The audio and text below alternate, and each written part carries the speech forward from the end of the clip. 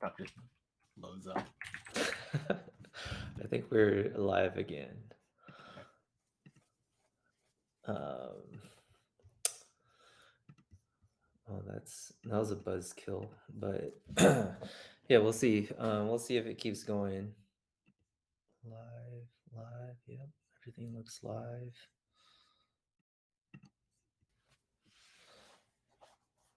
Um, Testing. Sorry, I'm watching the live stream right now. is it working? I think so. Yeah, we'll see how long this stays on because, like I said, I'm streaming at 60 FPS from OBS off my Mac. So if it's like overheating, it might just freeze. Oh, So, hello, Abraham Lincoln. oh, nice. It's a Four good username. scores. 4 scores 7 years ago. It's a good username. Yeah, I'm trying to remember where we left off before that happened. That's okay. It's no worries. We could just move on. Do you Yeah. have any you have topics, right? Ish. I mean, that was one of my topics was talking about that, and I Working think that out? Oh yeah, working out. working out equipment. Yeah, I mean, I think that all makes sense. What would you do? I guess like because I saw the Like community. a flash of like, all right, 500 kindergartners or Yeah. All right, how would you rather fight a bear or 500 fifth graders? And no, we're not talking about that.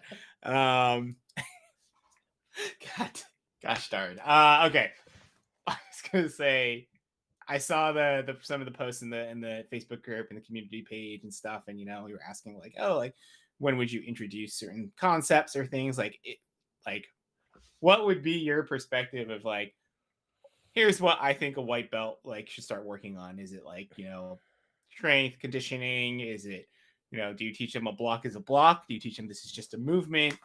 How would you approach it? I know often you're like I think traditional martial arts tends to pigeonhole or kind of get really stuck in a square in a box, right? Like this is only a block, this is only a punch or something, right? This is only a Jodan things like that. And how do you think it should be approached, right? Like, is if you don't have a way of grasping, like if I were just to talk to like one of my friends who's never done anything, and I was like, do these movements, I feel like they would be like, what the hell? Like, what are you making me do? Or like, why? yeah, I think we kind of touched on that last time. It was also like the first the trial class student, right?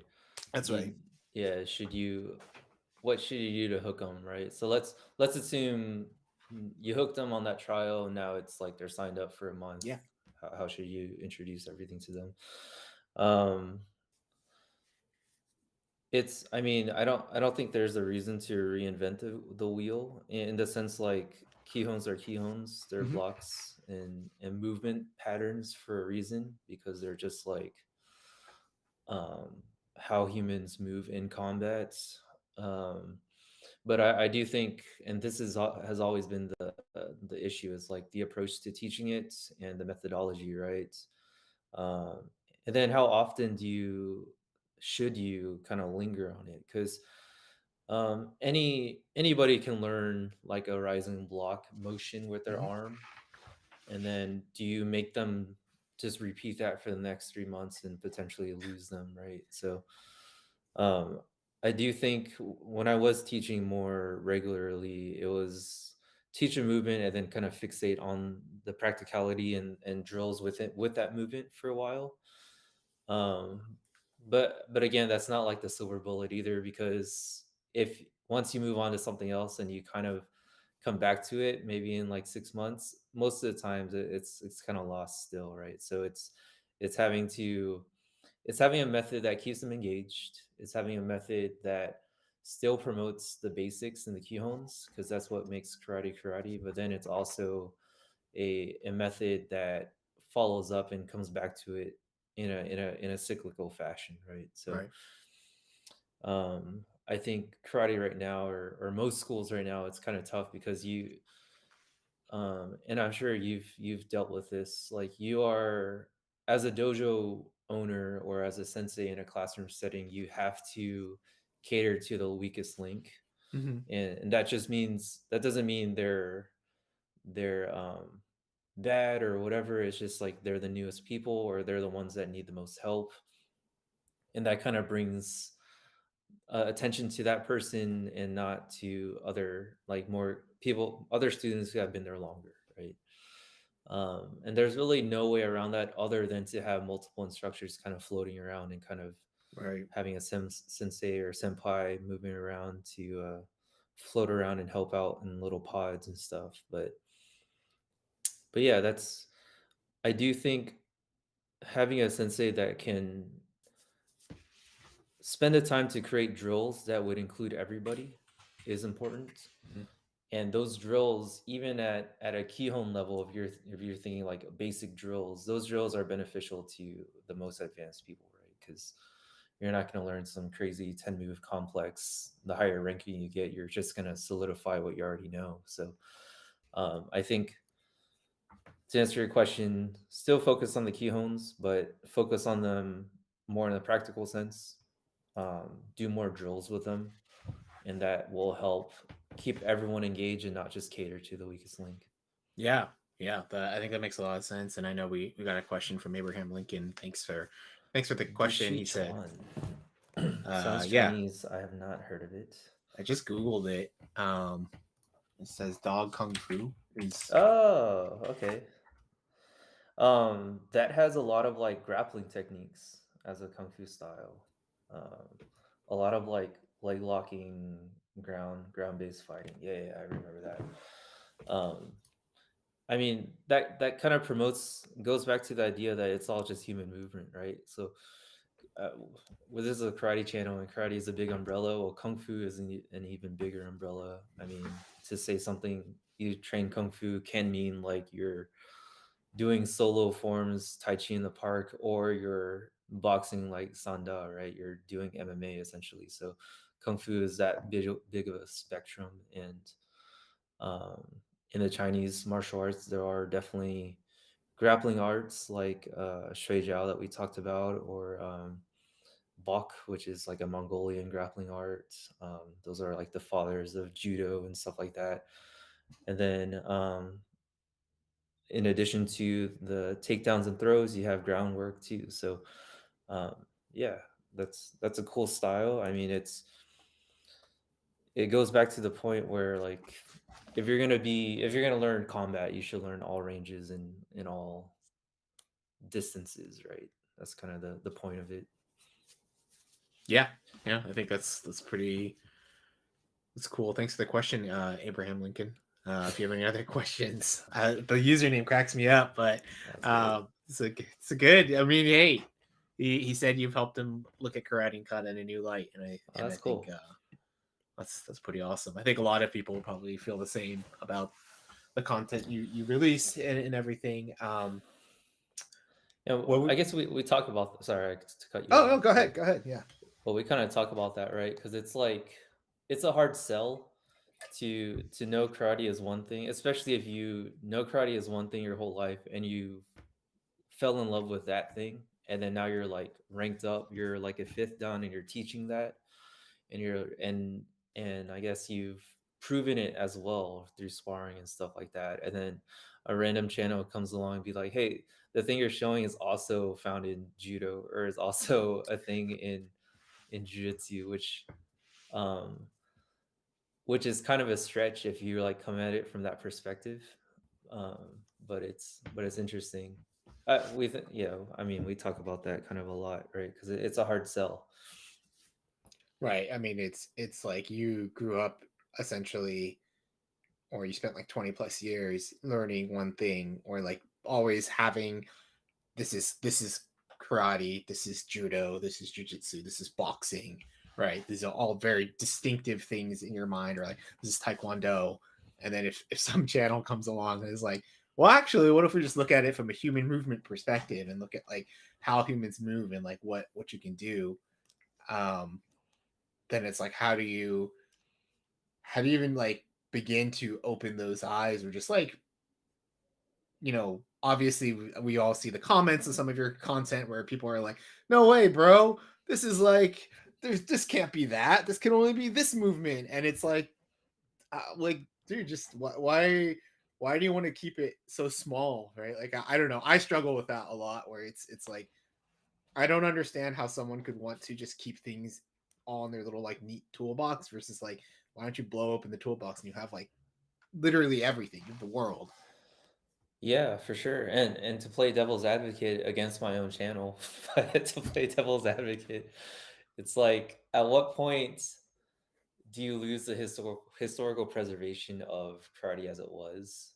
But then it's like the history of karate is evolution. So then it's like, are you holding on to a history that was fabricated or that was kind of promoted from like the 1920s onward, Right. or are you holding on to, or are you trying to continue the flame of the original karate that was like evolution and understanding all of these different types of arts and kind of making it your own, right? So it's interesting. I could see it coming from both ways because I mean, as I said, people have defined their lives on that 1920s Shotokan Japanese style karate, their way of Bushido and all that stuff, and that doesn't disregard all like the decades longer than we've been alive that they've committed to this single art, right? But yeah, it's it's definitely interesting, and I always daily am on the line between like give me all the heat and I'll be the guy to take that, or or just like okay, we can like kind of be a mediator and let me just kind of show you guys a different perspective type thing. But yeah, it really depends on my mood and if I slept well that night and my stresses during the day. But I can easily give me your address and I'll fly to you right now if needed. You're like the guy, like those stories in like India where it's like the person took all the curses for the village or whatever. You're like, I'll take all the heat. Let me just fight everyone who's a non-believer. Um, it's funny. Um, no, yeah, I think that makes sense, and I think it's also hard for people who are agree with your content and watch it, and then they, maybe they're in schools, or dojos, and they're like they bring it up to their sensei, or they bring it up to their professor or something, and then they're like shut down, and they're like, oh man, my professor said this, like you said you're wrong, or my teacher or my instructor said this, and it's just like it's such a interesting struggle because it's like you're trying to change the ideology of like how do we just carry on what you said, like karate is evolution, so like why are we stuck in the same place that we were like in the 50s even, or the 70s, and it's like so many schools are like, oh yeah, the school's been around since 1970 something, and you're like, great, but your classes are exactly the same, and so it's like, is it like, are you now a slave to tradition, like is that a good Right. thing, is that a bad thing, I don't know, like it's it's really hard to dissect that. Like I don't know if I'd feel comfortable with being like, hey, why are you doing things that way? It's like, oh well, I'm just like upkeeping the history of the school. So it's like, how do you? I struggle with this a lot, where I'm like, I don't know how you even try to influence those things because you're like, I get why you're here, and I get why it's like your grandpa or something, or your instructor's instructor started this, and it's like, damn, all right, yeah. When you put it that way, it does have a little bit like it is harder to just be like, There's well, yeah, there's legacy to it. yeah. Yeah. No, yeah, that's probably something we can't even we shouldn't even try to kind of like remedy, right? Or define or try to create a solution for. But if one thing I know, like in when I was in the PhD program, was like academics are kind of the thorn in the side of modern society. And if because it's like, hey, we're society's going this direction, and we're going to be like, hey, we kind of poke them on the side, hey, just remember there's something to be considering of, right? So at this stage of karate breakdown, that's kind of how I feel it is. It's like um continue with the tradition. Karate is what it is globally, but there's also a little pocket of, and it's not just karate breakdown. There's a pocket of people who are training karate more practically and questioning kind of the status quo. So, um, Yeah, I think that's necessary. I mean, you can't really have a monopoly on the term karate, right? So, um, yeah. No, I mean, I think that makes sense. Um, it's just interesting because I know that that topic of conversation does come up amongst many people. I feel like, in terms of like what you see for karate breakdown, like I know we've talked a lot about it. You talked about it in part one about the site.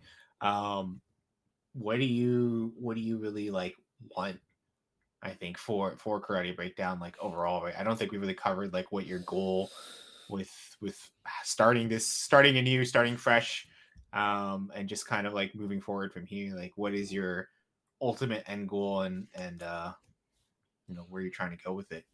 Just make bags and bags of cash. Just kidding. Nice capitalism. We love it. No. Love to Um, hear that. no, I think I know for me, 100%, I do want to help modernize the if you're talking about marketing the brand of karate, right? Yeah. So um that's I think that's why like I put it upon myself to include um styles outside of karate, like when I make videos and stuff and when I post, I'm not just posting within the silo of like on Reddit. I'm not just posting on subreddit. Right. I'm taking the heat on the martial arts subreddit, which there's tons of heat, right? Yeah. So it's I think that's a big thing that karate needs to do is like get out of your comfort zone and have an outside source kind of look at you and kind of judge you that way because one reason why we've gotten to this point is because people have operated in silos and have been in that echo chamber, right? So for the brand, I would love the brand to, I guess, become a little more encompassing of martial arts and Hmm. not just be in the karate space, which I think we are definitely moving in that direction. I would love to help, like you said, what if there are pockets of people who have an instructor currently that don't really align with what they want to Hmm. accomplish in their life, in their martial journey? And give them an outlet for that in some capacity, if that means like some satellite affiliate program, if that means like seminars and stuff like that, that's definitely a possibility. Um, and then also just the fun stuff is like creating content that's like modern Yeah. and for the karate people, right? I still feel like I'm not there yet. Right now I'm literally just like screen recording off my phone, but if you imagine like all those vloggers that like especially for tech Hmm. vloggers, like they have the DSLR cameras pointing at their face, they have like multiple camera shots and all that stuff. So um I do feel like karate lacks the eye for that as a general umbrella. We're all kind of stuck in the Karate Kid 90s, 80s era type of thing, which I mean it attracts the type of people, right? So that it makes sense. I spend a lot of time in the jiu-jitsu world as well, so it's like that attracts a lot of computer designers, Hmm. programmers, and people that are in the cutting edge of tech. So that bleeds into the design of gis, websites, posters, all the content is just a little more modern. So I don't know how I can kind of um, be at the tip of that for karate, but that'll be like the real goal. Because then, as you know, like my actual profession is in marketing. So if like helping schools redesign their websites, helping dojos with like posters and imagery inside their Yeah. dojo and stuff like that, that'll be kind of cool. Yeah. I mean, I think like you said it yourself. Like, I can look up so many jujitsu schools. They have pretty awesome websites. They have schedules. They have all these like modern things you can check in. You do all these things. You track, and like you go to like many karate schools. I'm like, they're if they have a website, it's usually a little bit more dated and a little Yeah. bit more basic, which is, you know, it serves a purpose, right? It's kind of there as like a hey, you can come here and like contact and maybe see a schedule and maybe pricing. Um, Yeah, and I don't think being modern and like selling out is like two of the same things, right? Like you can still be traditional and historical and still have a modern feel to it. Um, like Jay McLean saying, karate needs a cultural refresh. Yeah. That's for sure. Um, but yeah, I do think. I mean that would be great. I mean, and like you said with the websites, right? I think there are like a monopoly on the after school program type of websites because most of those karate schools that I see and I check Yeah. out their sites, it's that type of kid friendly age demographic, like 3 to 7 Yeah. type of thing. A lot of bright colors, so it's definitely attracting and geared towards parents signing up their kids. Hmm. So that's a whole other discussion on what karate is to the general public, right? The people that don't train think of it more as like another thing to sign your kids up for after school. Yeah, it's a good, after school program that like gives parents more times to themselves or something, right? If you're able to drop your kid off and like for an hour or two or however long classes are, let's say 3 to 5 times a week, you're like, great. Kid gets to go at least whatever they need to, Burn some energy. energy. Yeah. Yep. So I think that makes sense. And I know Jay McLean said karate needs a cultural refresh, and it's true, right? Like if you just talk to someone like, hey, what does karate mean? They're like Karate Kid, or like, you know, the 80s maybe, or the 70s. Like it feels like it's somehow like that word is somehow stuck in a very specific time period. Yeah, like judo chop. And I said Yeah. judo chop, but people think of karate chop. And it's weird that it's so stuck in like that like So framing. yeah. So let me ask you if would you say like your purpose nowadays for in training in martial arts would probably be like some fitness, some self defense, just moving around, being able to maybe train with another person and have some of that camaraderie? Like what's your goal in training nowadays? Yeah, that's a great question. I think, yeah, you hit the nail on the head, right? A lot of it is like I don't want to necessarily lose everything that I've learned over the last 8+ years or something. I don't even know. I've lost count of how long I've been training technically, and like it's like how do I not forget everything? So part of it is just like all right, let me just run through the motions, do the kata, do the movement, so I don't just totally lose it while still trying to refine it. A lot of it is also like how do I still feel active and fit, right? Like I don't want to be like 40 years old and like I bend over to pick something up and I throw my back out, or like can't bend your knees, and like the proof is in the pudding. A lot of uh I would say practical karate park practitioners who are like doing it, daily, like when they're like 80, they can still move pretty well. They can go upstairs, they can, do all sorts of things, right? And I'm like, that's like where I would like to be in life. I would like to always be able to like, kind of handle myself, move my own body, move myself. And then yeah, I think the camaraderie aspect is that part's probably tapered off a lot, I think, since like the college days. And like I feel like I've gotten a lot of that. I've definitely privileged to have that in college and post college in a dojo setting.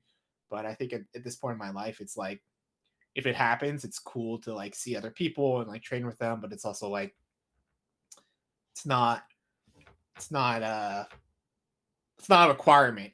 Like it would be cool, don't get me wrong, if I had something like that, but I think it's really just like how do I just keep improving and how do I motivate myself? And that's where the camaraderie aspect comes in, right? Like if I have a group, then it's a lot easier to motivate myself and keep my Right. discipline up, right? Like, Yeah, and I asked that because if you watch my content and you're like, hey, he's showing a karate kata, and then it cuts to a Muay Thai thing.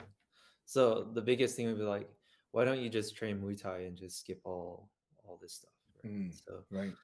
um, and then like if you were like 100% doing karate for self defense, why not cut that out and go to um, I don't know, jiu-jitsu or I Right. wouldn't say Krav Maga, but that's what they That's what they advertise. advertise as. Yeah, Yeah. right. So it's like there's a demographic of people that will stick to karate purely, right? And then but then it's like how do we cater to all the different spectrums of people that are doing karate for different reasons, Yeah. and not just push them to, hey, let's do karate movement, or let's, this looks like karate, but we're actually like training Muay Thai or training MMA or something, right? Yeah. So I don't know.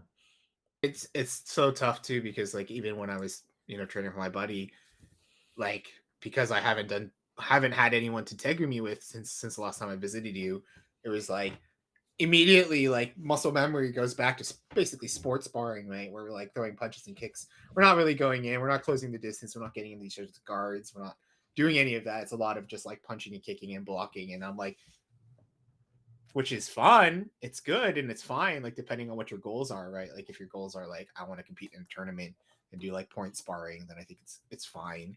If you want to just like condition arms and legs by kind of doing like hard body conditioning, sure.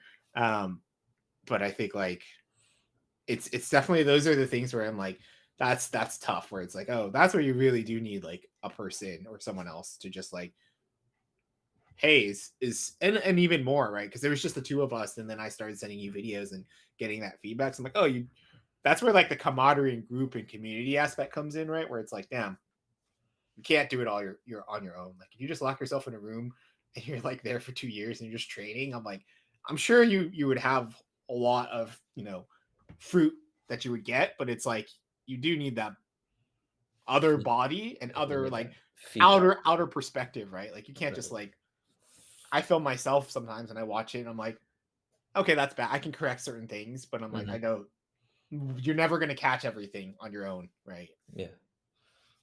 So I'll tell you not to look up Masayama. He's he's a founder of Kyokushin. I'm sure there's like anime representations of him too, but like he went up into the mountains and trained by himself for four Right. years, and then to Is he the prevent one who did the himself, 100-man kumite, right? yeah, to prevent himself from coming back to society, he like shaved his eyebrows and had to be up there till they grew back. Type of thing. But no, you're absolutely right though, especially if the goal is to train in something combative that requires that you trust and you have tested to work in a real life situation, you need another person there. Unfortunately, there's no way around it. Um, I mean, I like we were talking about earlier, it might have been on the first half of this podcast, but training ideas and training implements and Yeah. stuff. I make a lot of solo training dummies and stuff like that, but with the basis of I've trained this on another person and now I just need a way to reinforce it Mhm. over and over again, right? So I'm not like pulling things out of thin air and figuring see if I can like figure out how an arm works without an arm there. So You're not like, all right, I'm pretending there's an arm here. What am I right. doing here? Yeah, yeah, for Yeah. sure. You've done it on a live person, so like, oh, people tend to tense up, or I felt them tense up, or like resist, or they naturally are like put their elbow in and stuff like that. So Yeah. I think it makes a lot of sense. Yeah, I'm watching the time and make sure we don't freeze up or my computer explodes. So we're still good right now. I'm glad your computer for some reason on the second half was like, all right, it likes these topics more. Cool. It's chilled. It's chilled out. Yeah. But yeah, I don't know. It seems like such a gargantuan like gap to try and fill because, like you just said, so many people train for different reasons, and not. And I think it's okay that not everyone is going to come to the like you mentioned earlier, like just to recap on the academics part and like, hey, I think karate breakdowns there's a good purpose to like poke people. I'm like, why don't we think of keep an open mind, right? At the very least, and like just kind of think about things. But Yeah, um and I think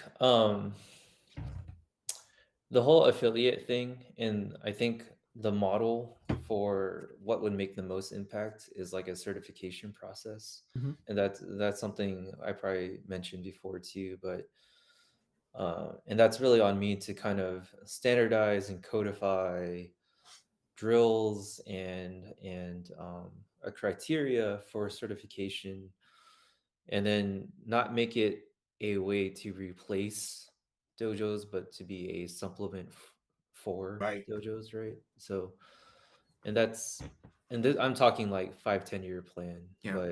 but that would be a way to actually make a difference and not just be like a cash grab, because it can you can easily go, send me $2,000, I'll send you a black belt, just send me a video and I'll do that, right? But to make an actual difference and to put that burden on myself to make a change globally and do it with integrity and do it correctly, I think some type of online element has to be involved. I don't think like a local aspect would make the most impact, and that's we've discussed this offline a lot. I don't think opening a school locally would make the most impact, but if my goal is to make the biggest change for karate, then some online certification process would make the most sense. Yeah. I think that makes a lot of sense. Like you're trying to think long term versus like short term too. And I think there's a lot of solutions or things that people throw out there just because of how society is kind of we're kind of trained to be really short term thinking. I feel like at this like just in general by all the like content stuff that's out there. It's like, you see content for like 60 seconds and then you move on. So it's like we're kind of moving towards like how do we just like think of the short term, but I think like a certification on top of like your own school or system just makes it mesh well too, and probably more people are like, oh, I like this stuff but I also like what I'm doing here, so I can try and like combine them in what works for me versus like, oh, I'm just gonna quit everything and like completely follow this this one thing, or like Yeah, and you bring up a good point with the whole like society, and like it's like a instant gratification thing, right? yeah, And it's also it's like the marketing window, the viral window is so short nowadays. So people want to like strike while the iron's hot, right? yeah. So it's like, oh crap, my video's trending. I gotta throw out some merchandise quickly. I gotta put my name on some stuff, and then hopefully get some money, and then it's gonna disappear. So um, I don't have that uh, necessity, luckily, Yeah. that I need to lean on that. So it kind of affords me the time and patience to kind of just think of this correctly and do it correctly. So um, which is good. It's I mean it's good and bad. For me, I like to do things quick, but it's life circumstances. I'd rather not rush out a bad product right now Right. and um and not deliver on what I want out there in the world.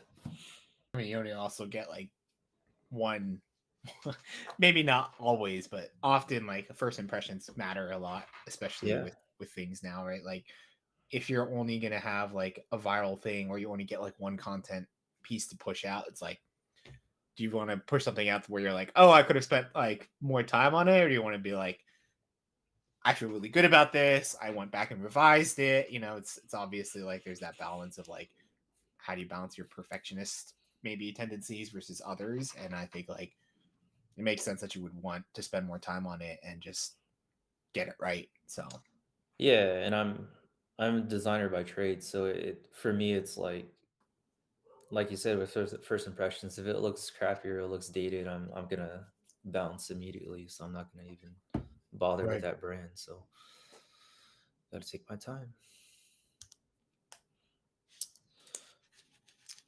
Anything else on your mind this month, Nick? Um Let me see what I wrote. yeah, you got anything?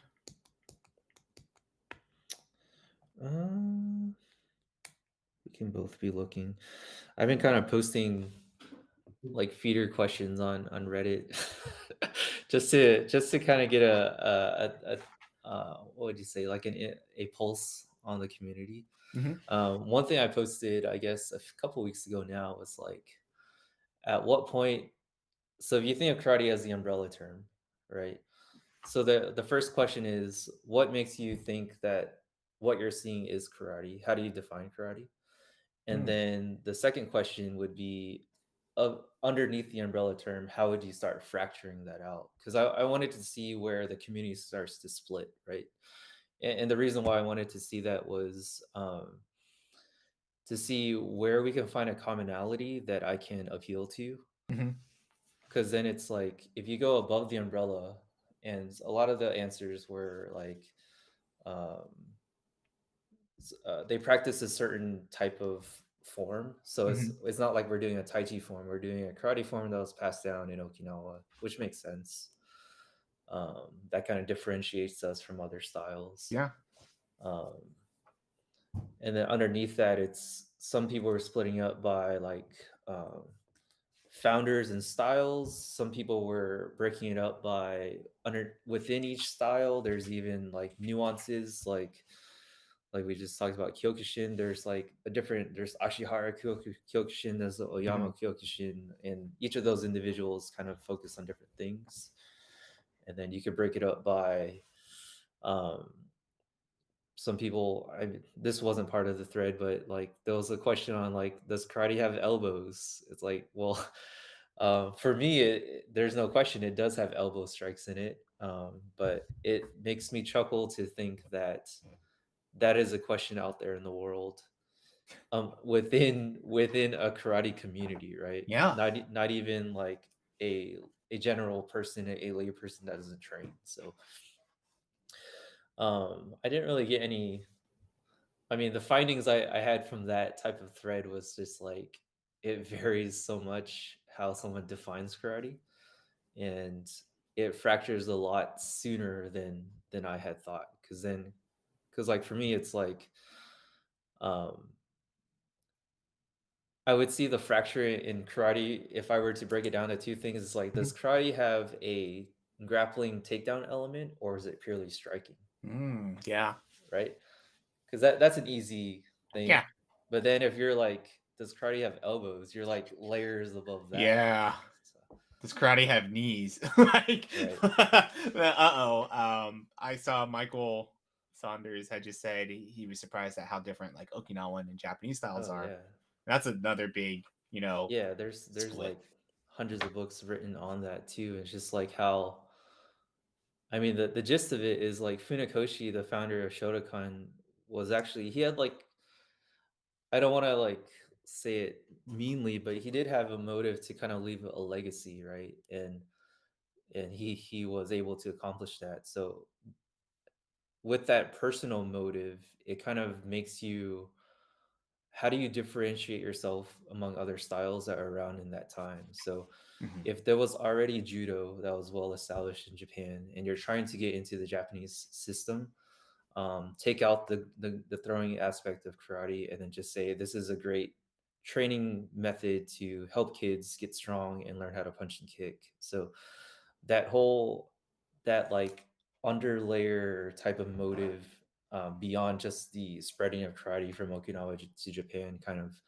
started that whole thing, and that kind of just like trickled down. But yeah, even if you just factored that one thing in, you took out a throw in karate, or you took out one type of element of combat from karate, that just, you, to do the Marvel thing, right? That just creates a whole another multiverse of of The things. timeline split. There Oh you go. There you go. god. Yeah, no, I mean, I think it makes sense. Like asking someone to be like, how do you define what is karate and what's not? It's like if I'm thinking about it too myself, I'm like, damn, I don't know how to answer that question because I'm like, well, I feel like grappling and groundwork seems fair. Like, so like, how do I even define that versus like if I saw something else? Or am I just constantly looking at something and thinking like, oh, I could see that movement in karate, or that looks like something that could be in a kata, just maybe on the ground instead. And I think like, how do you then like, okay, if that's what I see, right, then how would I define it to someone else, right? Like if a friend asked me like, hey, how do you define karate? I'd be like, let me pull up the Wikipedia answer for you and just like, here you go, mate. Right. I'm not trying to have a deep discussion with with my friend maybe where they're not interested in martial arts. I'm not going to tell them like, oh, there's all these intricacies because I'm like, I'm sure they're just like, don't you just punch and kick and like break bricks or something? And I'm like, Sure, yeah. Like, Right. I'll see if I can pull it up.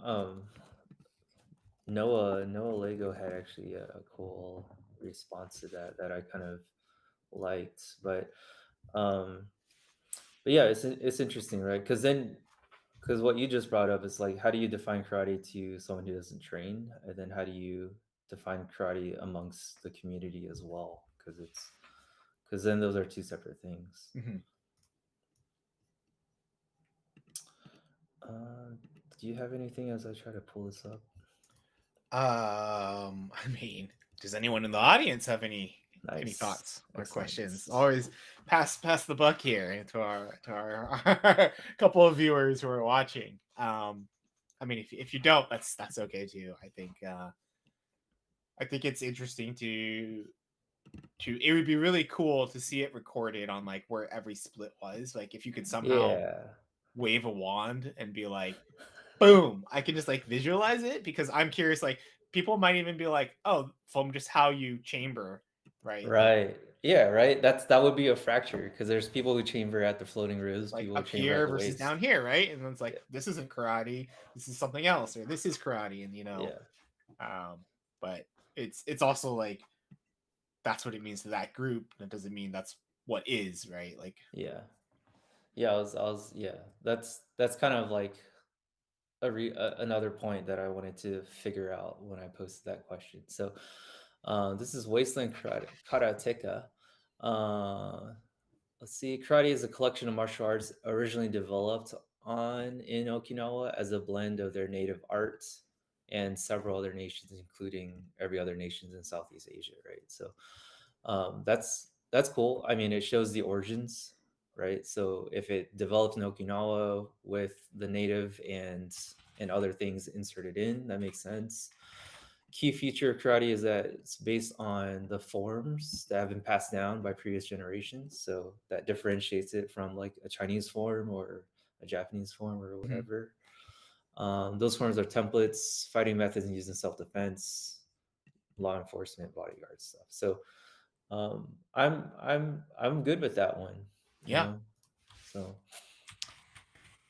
and it's and I think it kind of fractures the more. Yeah, here's another Okinawan ancestry, solo forms from Okinawan ancestry, fighting methods from the solo forms, right? So that's a shorter way to say what Wasteland was saying, but um, that makes sense to me. Then the hard question is like under the karate umbrella, where how does that fracture? What happens? Michael says, what happens when we write new kata or add butterfly kicks? Yeah, that's interesting, right? Because that goes into our first discussion where it's like, are we keeping the history of karate as it was, or are we keeping the heart of karate as it should be, which is like evolution? So I know on the Facebook group, there's a couple people that were posting like solo maneuvers or solo forms that they were teaching their students in a karate dojo. Does that not make it a karate kata that was created there, right? So that there's that whole question. Um, but I think Michael, since I do know you, I think what happens when we write a new kata, it becomes an expression of your karate, right? So um, I think it as a combative karate practitioner, it's necessary to update the solo forms to meet the society that we currently are in, and at the same time don't disregard the historical forms because that is still also human movement that is practical as well. But um, when I was teaching, I mean, we never, and I mentioned this before, we never ran a kata beginning to end like very frequently. It was always taking sections, right? And you'll be surprised by taking sections out of hundreds of year old katas, you can use those sections against modern attacking methods. So it kind of just goes to show you that those katas are kind of timeless in their practicality. I mean, you don't say like, hold up for a second, man. I'm gonna do this entire kata in your face, and yeah. I know that's a very like That's what people think. Like some people think like, what do you get it from a forum? Like, why do you even do it? And I think that's why you like your content is just karate breakdowns serve such a good purpose because it's like, well, these things are like applied everywhere. It's not just in a kata or a forum, right? It's just literally, and it's funny because I know there's like there's that really good comedy video where it's like talking about like, oh, we don't practice kata or whatever. We just like do a series of preset movements to feel Right. certain things. And like karate guy was like, do we tell them? Like, Right.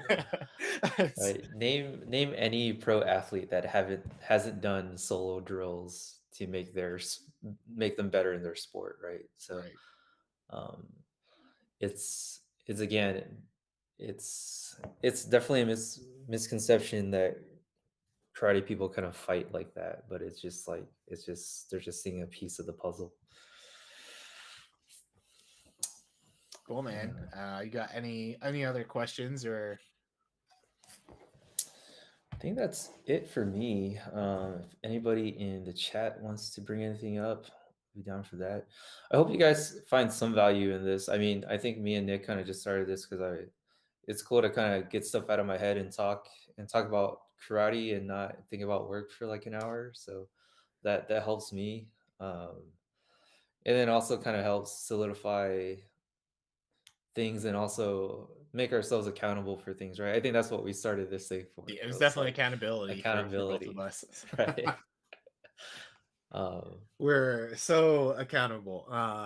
and this is April, so we missed March, right? We So didn't it miss was much. okay. That's what happened with it. It's beginning of April, but it's still not March. It's close. It's close. Close enough. Close enough. No, I think it's always good to just talk about it too. I also don't have much opportunities to talk about any martial arts other than our texts. So I think Yeah. it's good because it forces me to think about some other things that I just like normally wouldn't on a day to day. Like you said, getting out of work, getting out of like your normal stressors of the day is super helpful. Yeah, for sure. I don't know if it'll ever get to the point, and I don't know if I want it to get to the point where we're like live streaming like with a dummy or a punching bag and it gets more technical like that. I kind of like this kind of sit down conversation type thing and see where it goes. There's definitely a place for like a live stream workshop in the future, but probably not on these type of podcasts. Heck yeah, we're gonna just everyone go buy your dummy and like here we go. Everyone follow along. It's just a live stream Zoom class now. Tybo did it first. Time oh, God. No, I think that's cool. Hopefully, I know if you're watching this, we are extremely random on when these happen. So appreciate everyone who tuned in and watched, and hopefully you got some value from it. Even if it's just like cool. I get to hear people talk about martial arts while I'm like doing stuff on my work day. I think that's pretty cool too. Yeah, I definitely. I mean, I'm like the perfect demographic for this, where I'm like working and I have something in the background. Yeah. So, I think the more content like this in the world is better.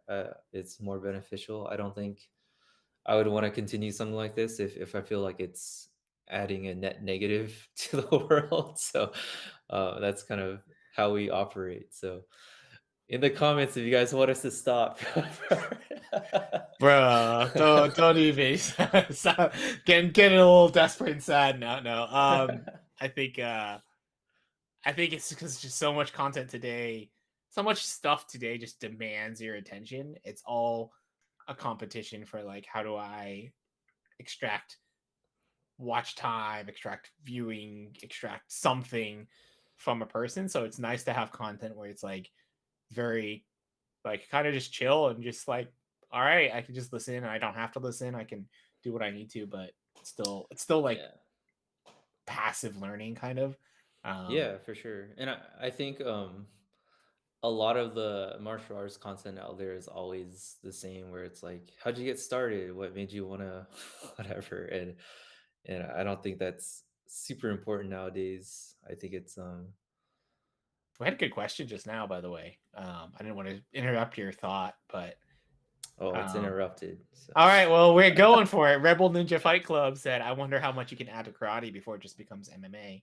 yeah, Um, that's a great discussion, and it's happened through uh the history of karate too, right? Because it's like, at what point do you start training in like kung fu and then just go straight to kung fu instead of just doing karate? Because that happened a lot to karate people. Because it's like, when they got into that kung fu kick, it was about like, hey, this is actually the origins of karate. Let me go to the source and let me just leave karate behind. I think for karate, there is the philosophical aspect of it that differentiates it from MMA. And I don't remember where I wrote this, but or maybe I just put it in my notes. But you could think, this is going to be a long answer, but you can think the end result's going to be the same. You're going to have discipline. You're going to have the ability to fight. You're going to have perseverance to be able to endure hardships. You're going to have overcoming defeat. You're going to have all those things in traditional karate and also in MMA. But how you get there is kind of different. I'm kind of trying to bridge the gap between the two. But traditionally, in traditional karate, you get there. You are told those principles, and then you're going to train to meet to strive towards those principles, right? So that's why like dojos have their precepts, and they have their blah blah. I will be disciplined in my life. I will do blah blah. All these things that they literally state mhm. in their meditations and everything like that. And then through their training, they're trying to reach that state of higher discipline. Whereas in MMA, if you take out the cultural aspect of it, you're training hard, you're getting beat up every day. If you do stick around, you're going to learn those exact things that the karate guys are talking about, but it's as a byproduct of your training, right? So, and that means some people won't get that either, because it's like some people might just want to learn MMA to fight and to be a bully and to learn how to like beat somebody up, and therefore they don't have those byproducts. But anecdotally, most people I've trained with in MMA and coached in MMA and done jujitsu and all that stuff, they if they stuck around longer than a few months, or they gotten to a pretty high level, they're all very humble because they are getting broken down daily, right? So, um, long answer short, how much can you add to karate before it becomes MMA? I think as long as you don't take away the philosophical aspects, the principles of karate, then it would never become just MMA. Um, but again, I feel like those two have more similarities than not than people want to admit. I'd say, yeah, Yeah, I think we see that in comments often. But no, that was a great answer. I'll have to bookmark that when we're done with this. yeah. Put that in the timestamp video so people. Uh, y- you could totally make shorts out of these, right? That's what people do. They make shorts out of podcasts. Actually, yeah, you should make a short Yeah, of that exact question and answer. Good. We're yeah, creating. Look at this. We're creating content, saving you time while just chilling and talking. perfect. But that was a really good question. Cool, man. I think if no one else has any other questions, I think that was a pretty good amount of time. We Yeah, we'll see if we can link up again towards the end of the month and maybe sure hit two in a month. See if that can be a thing. make up a Yeah, podcast for March. for Yeah, March. March yeah. doesn't exist. Don't worry about it. Awesome. Well, keep in touch. Have a good weekend. Thanks for joining in, everybody.